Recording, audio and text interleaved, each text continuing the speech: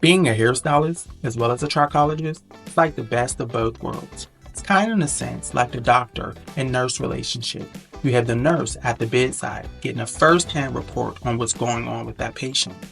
As a hairstylist standing behind the chair, I get a first-hand report on what's going on with the hair and scalp. With trichology, it's like the doctor in a sense. We have to assess what the root cause of that issue may be and come up with a treatment plan to help you manage and treat that issue. So for me, being a hairstylist as well as a trichologist, it's the best of both worlds.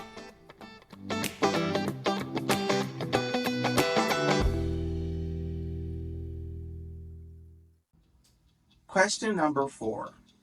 Um, how do I protect my hair from heat damage?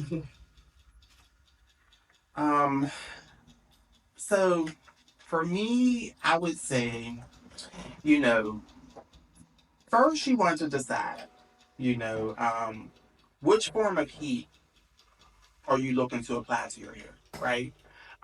Because that form of heat will determine which type of, maybe prophylactic, or protectant that we're going to use on the hair, right? And most people, they're cleansing their hair. The first form of heat they're going to use is the blow dryer, right? Now, there is a condition called bubble hair, right? And usually in that condition, it's a hair shed condition. That condition does arise most often from high heat on wet hair. So it's like you're really like literally boiling the hair from the inside out, and it forms these like pockets and bubbles. And in between those bubbles is like fracture points, so where the hair can break there. But that's usually how most heat damage begins with the blow dryer. So if it's the blow dryer, also are you using a flat iron, on it? Are you using a hot comb? People still use hot combs, And so they're we're coming back. and they're coming back, right? You know, a lot. Right. They made a comeback, especially with like the wig usage, right? Um, so which form of heat are you using, and then how are you approaching the protection on it, right? Absolutely. But so it starts with moisture retention, right? That's going to help counteract dehydration, brittleness, and breakage, right? So that begins with your cleansers, your conditioners, your leave-in conditioners, things of that nature. And then you have like other protectants like silicones, which are really good because they give you the coating. It's almost like a raincoat for the hair. So they give you that coating on the hair, and it helps also buffer external, stressors.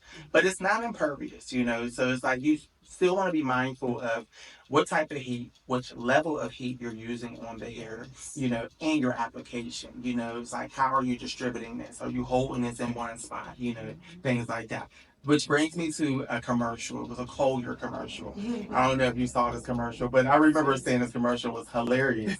Watching it, the lady's like in love with her faucet, but she's curling her hair. And she's holding the curling iron in her hair while she's rubbing the faucet. And she's like literally burning it off. But it's like burning off, right? And I'm like, who thought of this? But it was perfect. It was spot on, right? Because She's not paying attention to the damage that she's causing to her hair because the faucet is so beautiful and gorgeous, right? So that is a good point. How are you holding this there? How are you like moving this heat through your hair? It's continuous movement. It's not hold, right? Yeah. Because then that's going to increase the heat in that area, which is going to increase the potential of damage in that area, right? Yes. So I feel like I hit every point on my list. Yeah. I just keeping moisture in the hair to help counteract brittleness, dryness, and breakage. Um, Using known heat protectants that are known for that purpose. Because they provide a buffer and avoid high temps. Yeah. High temperature heat. That's the most common thing. Yeah. Everyone think when they turn on a flat iron or curling iron or anything, the heating tool, that it just goes sky high to the highest, and your texture just may not require for something to just most flat irons, I guess, what is it, 450? Yeah. So if someone just turns on their flat iron and turns it all the way up to 450, and I have a finer texture here to start, I do not require that 450-degree flat iron. And then it even gets deeper on what type it is, whether it's ceramic, titanium, and that goes into a whole nother realm of things as far as professionalism. There's the, monkey see, monkey do thing of trying to do. A lot of clients will take a look and see what a flat iron looks like. However, they don't take the initiative to ask the question of, why are you using that one, or what, where it's just have an open, conversation with your stylist if you have one. And everyone should at least have a professional that they can feel comfortable having conversations with, whether or not you are a regular client. But it just helps protect yourself from lack of knowledge. And that's all it Right. is, lack of knowledge. So, Right. yeah. And making a mistake, a costly mistake that's going to create damage, and now you're upset, and we have to start over because you're mad because I had to cut your hair off.